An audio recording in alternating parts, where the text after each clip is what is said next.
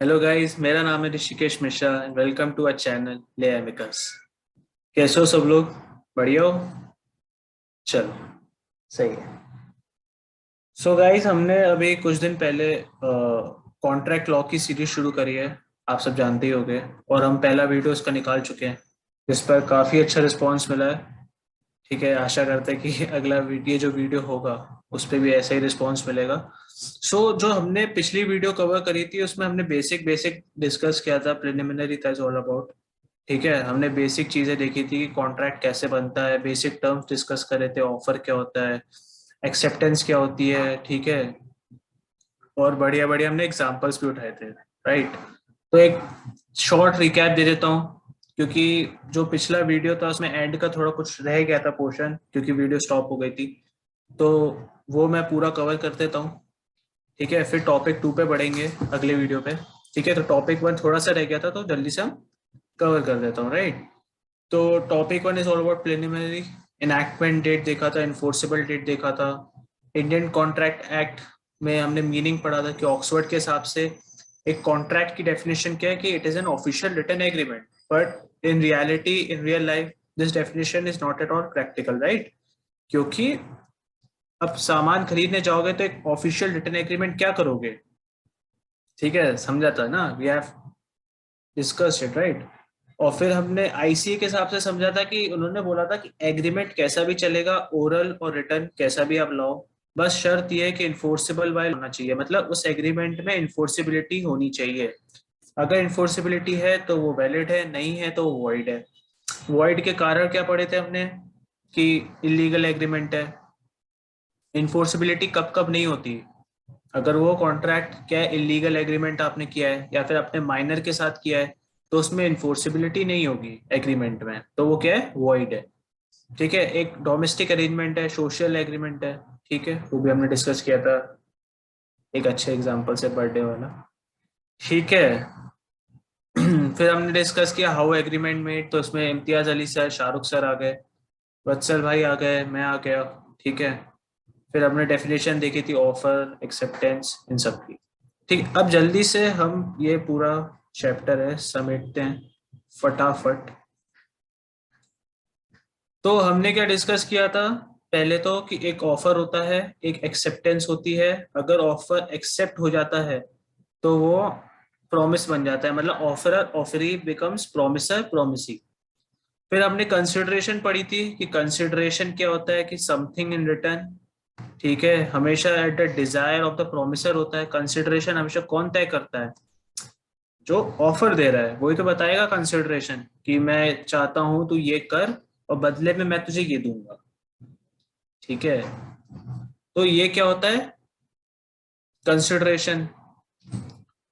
फिर हमने डिस्कस किया था कि कंसिडरेशन में क्या क्या चीजें आती है, कि प्रोमिसर ने बोला कि आप ये करो, और प्रोमिसी ने वो किया या करा था या करेगा, तो उसका करना ना करना वो क्या है, एक तरीके का कंसिडरेशन है। ठीक है, चलो। तो ये सब छोटा सा एक रिकैप हो गया है जल्दी से, है ना? अब आगे बढ़ते हैं।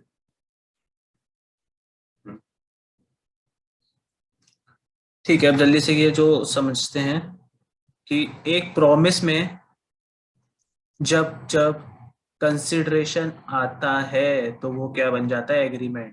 तो एग्रीमेंट की अगर आप डेफिनेशन देखोगे तो उसमें क्या है, एग्रीमेंट की डेफिनेशन बेयर एक्ट में, कि every promise and set of promise forming consideration for each other becomes an agreement. तो हर प्रॉमिस में जब ऑफर एक्सेप्ट हुआ और उसके साथ कंसिडरेशन भी आ गई तो वो क्या बन गया, एग्रीमेंट बन गया। ठीक है, तो आपको डेफिनेशन रटने की जरूरत नहीं है, आप ये समझेंगे ना तो क्लियर हो जाएगा। और वो तो एग्जाम्पल। ठीक है, वत्सल भाई और इम्तियाज अली को याद करना है। और एग्रीमेंट में अगर इन्फोर्सिबिलिटी आ जाती है तो मैंने आपको पहले ही बताया था कि वो कॉन्ट्रैक्ट बन जाता है। तो ये चार्ट याद रखो कि ऑफर हुआ, एक्सेप्टेंस हुआ तो प्रॉमिस बना, प्रॉमिस में कंसिडरेशन आई तो वो एग्रीमेंट बना, एग्रीमेंट में इन्फोर्सिबिलिटी ऑफ बाय लॉ आ गई, अगर है तो वो कॉन्ट्रैक्ट बना, अगर वो नहीं है तो वो वॉइड एग्रीमेंट है। तो मतलब वॉइड एग्रीमेंट क्या है, कि जिस एग्रीमेंट में इन्फोर्सिबिलिटी ही नहीं है, जिस एग्रीमेंट में इन्फोर्सिबिलिटी नहीं है, मतलब वो कभी कॉन्ट्रैक्ट था ही नहीं, तो वो क्या है, वॉइड एग्रीमेंट। और एग्रीमेंट जिसमें इन्फोर्सिबिलिटी थी तो वो क्या बन जाएगा, कॉन्ट्रैक्ट। ठीक है, क्लियर हुआ। तो ये चार्ट याद रखना है। तो हमने समझ लिया है कि कॉन्ट्रैक्ट कैसे बनता है। ऑफर होती है, एक्सेप्टेंस होती है, फिर वो प्रॉमिस बनता है, फिर प्रॉमिस का कंसिडरेशन आती है तो वो एग्रीमेंट बनता है, एग्रीमेंट में इन्फोर्सिबिलिटी आती है तो वो कॉन्ट्रैक्ट बनता है। ठीक है, अगर नहीं आती तो वॉइड एग्रीमेंट होता है। तो आप डेफिनेशन देखोगे तो कॉन्ट्रैक्ट की डेफिनेशन क्या है, खुद ही बताओ। An agreement which is enforceable by law is contract. ठीक है, वॉइड एग्रीमेंट क्या है, कि agreement which is not enforceable by law is void agreement. Void contract क्या है सर, मतलब वॉइड कॉन्ट्रैक्ट क्या होता है कि बेटा, वॉइड कॉन्ट्रैक्ट वो कॉन्ट्रैक्ट है, समझना।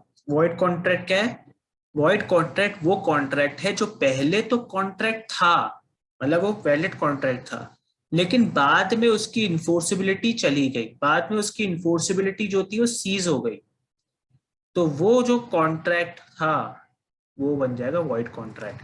मतलब जो वो कॉन्ट्रैक्ट जो पहले तो कॉन्ट्रैक्ट था, वैलिड था, लेकिन बाद में उसकी जो इन्फोर्सिबिलिटी थी वो सीज हो गई। ठीक है, वो सीज हो गई, तो जब वो इन्फोर्सिबिलिटी उसकी चली गई बाद में, तो वो क्या बन जाएगा, वॉइड कॉन्ट्रैक्ट। ठीक है, तो ये बेसिक डेफिनेशंस हैं। आप बेयर एक्ट उठाओ, यही डेफिनेशंस आपको देखने को मिलेंगी। ठीक है, तो वॉइड कॉन्ट्रैक्ट की डेफिनेशन क्या है, contract which ceases to be enforceable by law becomes void when it ceases to be enforceable. तो वो पहले तो कॉन्ट्रैक्ट था, वॉइड कॉन्ट्रैक्ट क्या होता है कि जो पहले तो वो कॉन्ट्रैक्ट वैलिड था लेकिन बाद में उसकी इन्फोर्सिबिलिटी चली गई। वॉइड एग्रीमेंट क्या होता है, जो कभी कॉन्ट्रैक्ट था ही नहीं, वो कभी कॉन्ट्रैक्ट था ही नहीं क्योंकि इसमें इन्फोर्सिबिलिटी थी ही नहीं कभी। इसमें वॉइड कॉन्ट्रैक्ट में पहले इन्फोर्सिबिलिटी थी लेकिन बाद में सीज हो गई, तो वो वैलिड कॉन्ट्रैक्ट क्या बन गया, वॉइड कॉन्ट्रैक्ट हो गया। वॉइड वॉइड एग्रीमेंट क्या है, वो तो कभी सर कॉन्ट्रैक्ट था ही नहीं, उसमें इन्फोर्सिबिलिटी सर कभी थी ही नहीं। ठीक है, क्लियर हुआ। फिर एक आता है वॉइडेबल कॉन्ट्रैक्ट, वो तो बहुत ईजी है। ठीक है, एक पार्टी के बिहाफ पे इन्फोर्सिबल है, दूसरे के बिहाफ पे इन्फोर्सिबल नहीं है। तो ये बेसिक बेसिक डेफिनेशन है जो आपको अब आई होप क्लियर हो गई होंगी, है ना।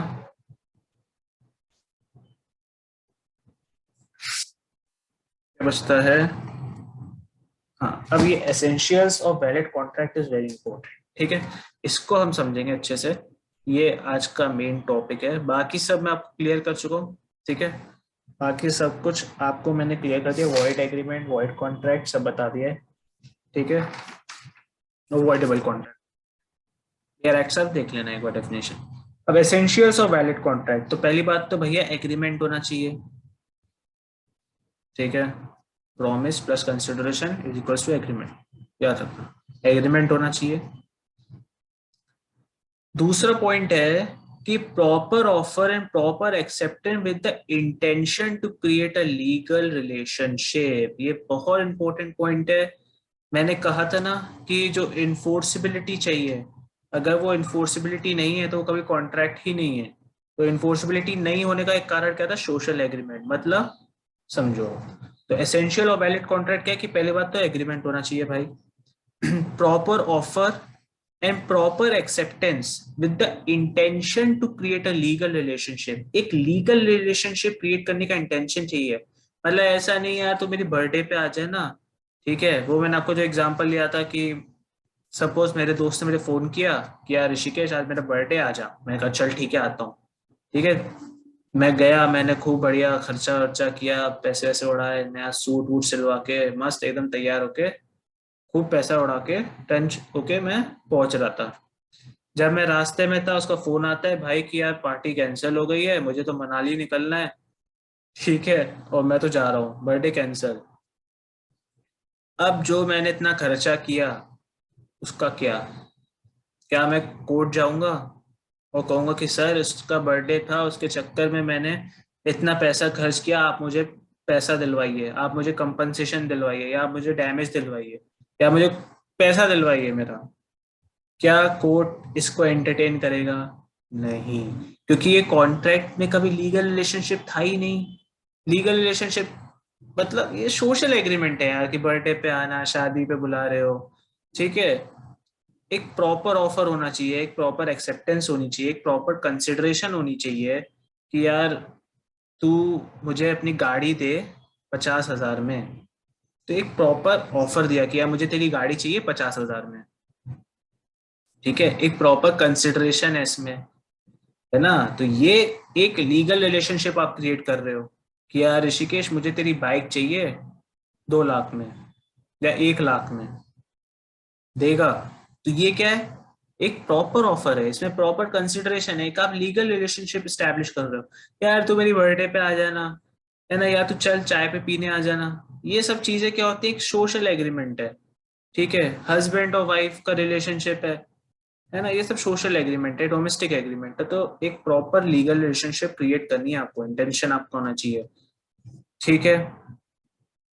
The terms of agreement are certain और are capable of being made, ठीक है। तो पहली बात तो भैया टर्म्स ऑफ एग्रीमेंट सर्टेन होनी चाहिए, capable of being made certain, ठीक है। ऐसा नहीं होना चाहिए कि फॉर एग्जांपल, इसका एग्जांपल देता हूँ, मैंने बोला यार ऋषिकेश मुझे 2 लीटर ऑयल चाहिए। अब ऋषिकेश लेके आ गए इंडियन ऑयल, ठीक है, ऋषिकेश मिश्रा पहुंच गए इंडियन ऑयल लेके, वो कहता है कि मुझे इंडियन ऑयल नहीं चाहिए, मुझे तो खाने का ऑयल चाहिए। तो ये कौन सा ऑयल लेके आ गया। तो पहली बात तो भैया जो एग्रीमेंट है ना, टर्म्स हैं, वो सर्टेन होनी चाहिए कि भाई कौन सा ऑयल चाहिए, किस टाइप का ऑयल चाहिए। मेरे पे 10 वैरायटी है ऑयल की, है ना। वत्सल भाई ने बोला ऋषिकेश मुझे ऑयल चाहिए, अब मेरे पे 10 वैरायटी, कौन सा ऑयल चाहिए, खाने का चाहिए, गाड़ी में डालने का चाहिए, कौन सा चाहिए, बताना पड़ेगा, सर्टेन करना पड़ेगा।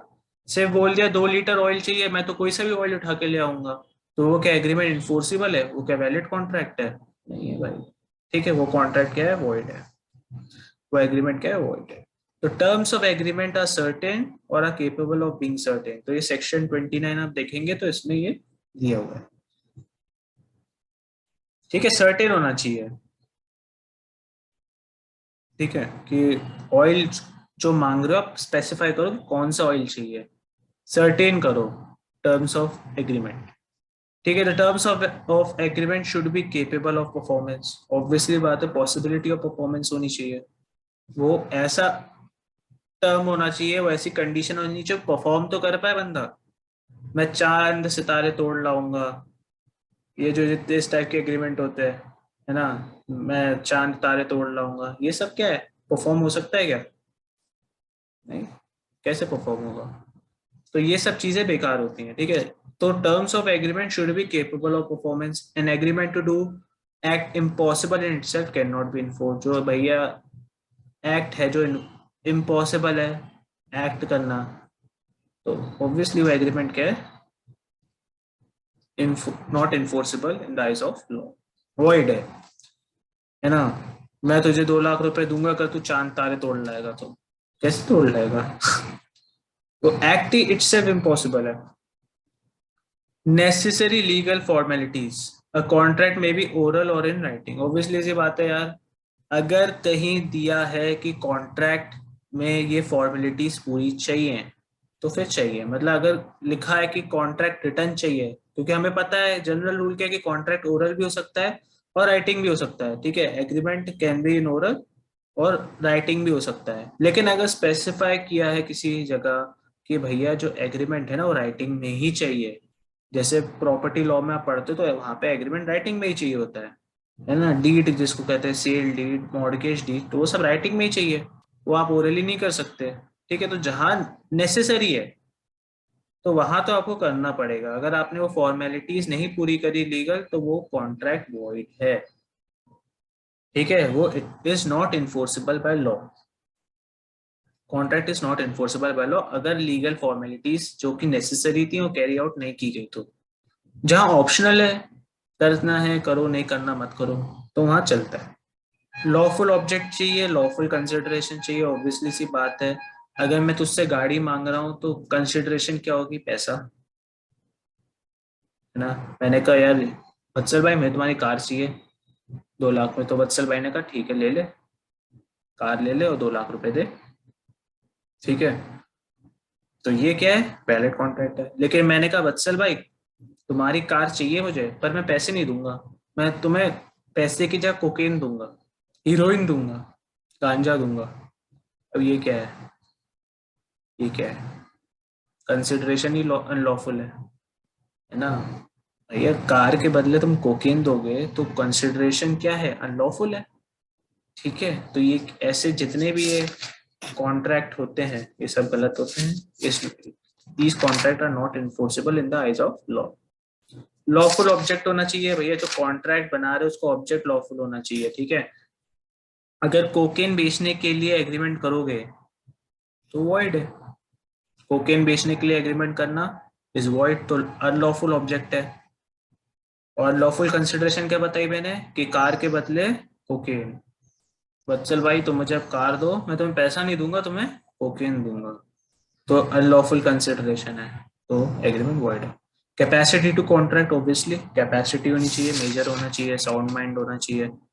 Consent must be free. Section 13-14 आप डिस्कस कर जब करेंगे हम तब बताऊंगा। ये सब कुछ बताऊंगा, ये भी बहुत शॉर्ट में बता रहा हूँ। ये प्रिलिमिनरी है, शुरू का है। ठीक है, बेसिक बेसिक चीजें। ठीक है, और नॉट डिक्लेयर्ड वॉइड, ये क्या है sir? Not declared void section 10 में दिया है कि कई सारे एग्रीमेंट वॉइड डिक्लेयर होते हैं, कि कुछ ऐसे भी एग्रीमेंट होते हैं जो बाय लॉ वॉइड डिक्लेयर होते हैं। जैसे कि for example restraint of marriage का जो एग्रीमेंट होता है वो वॉइड होता है। ठीक है, तो फॉर एग्जांपल वत्सल भाई को ही लेना पड़ेगा। चलो वत्सल भाई को नहीं लेते इस बार, किसी और को लेते हैं। ठीक है, अथर्व को लेते हैं, अथर्व भाई को। तो क्या हुआ कि अथर्व भाई की शादी थी। ठीक है, अथर्व भाई की शादी थी। अथर्व भाई की उम्र भी काफी हो गई थी, 29 साल के हो गए थे। और शादी नहीं हो रही थी भाई उनकी, 29 साल के हो गए थे, शादी नहीं हो रही थी। शादी बहुत जरूरी थी। तो अब इसकी शादी हो रही थी अथर्व की। मैंने और वत्सल ने एक एग्रीमेंट किया। मैंने कहा कि वत्सल भाई इसकी शादी रोकनी है, इसकी शादी नहीं होने देनी है। ठीक है, और 10-12 साल इसको रोक के रखते हैं। ठीक है, इसकी शादी नहीं होने देनी है। तो हम ये जो एग्रीमेंट कर रहे हैं, मैं और वत्सल, कि अथर्व की शादी नहीं होने देनी है। तो ये जो एग्रीमेंट है ये क्या है? वॉइड।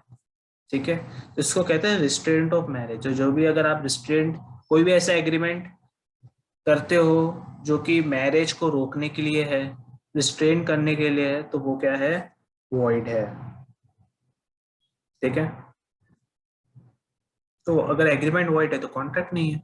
सिंपल सी बात है। ठीक है, तो मैंने एक एग्जांपल दे दिया कि वो जो एग्रीमेंट है ना वो नॉट डिक्लेयर्ड वॉइड होना चाहिए। अगर वो by law he void declare है तो अगर आप कर भी रहे हो तो वो नहीं माना जाएगा। ठीक है, तो restraint of marriage by law declare है वॉइड। ठीक है, तो अगर आप कोई भी ऐसा एग्रीमेंट करते हो तो वो वॉइड है। अगर आप अथर्व भाई की शादी रोकोगे तो वो वॉइड है। ठीक है, चलो, तो आज ये बस समाप्त करते हैं। बेसिक हो गया है बिल्कुल खत्म। ठीक है, the essentials of valid contract मैंने समझा दिया। अब इसको डीपली छुएंगे अगले वीडियो से, एक एक चीज। अभी ये टॉपिक 1 प्रिलिमिनरी था, ये बेसिक था, ये ज्यादा कुछ नहीं था इसमें। बहुत बेसिक बेसिक अंडरस्टैंडिंग थी कॉन्ट्रैक्ट लॉ की, लेकिन ये अंडरस्टैंडिंग बहुत इंपॉर्टेंट है। ठीक है, तो मैंने बहुत अच्छे से आपको क्लियर कर दिया है। आई होप कोई डाउट होगा। तो टॉपिक 1 प्रिलिमिनरी खत्म होता है। ठीक है, चलो, थैंक यू। कोई भी डाउट तो नहीं है ना? कोई भी डाउट हो तो अगले वीडियो में हम कवर कर लेंगे। ठीक है, टॉपिक 2 जो अगला होगा ना वो हमारा होगा प्रपोजल और ऑफर। तो जो हमने ऑफर की डेफिनेशन पढ़ी है ना उसको अब हम डीपली छू लेंगे। केस लॉ सब कुछ एकदम खतरनाक तरीके से खत्म करेंगे। बस बने रहिए साथ में, है ना? और थैंक यू।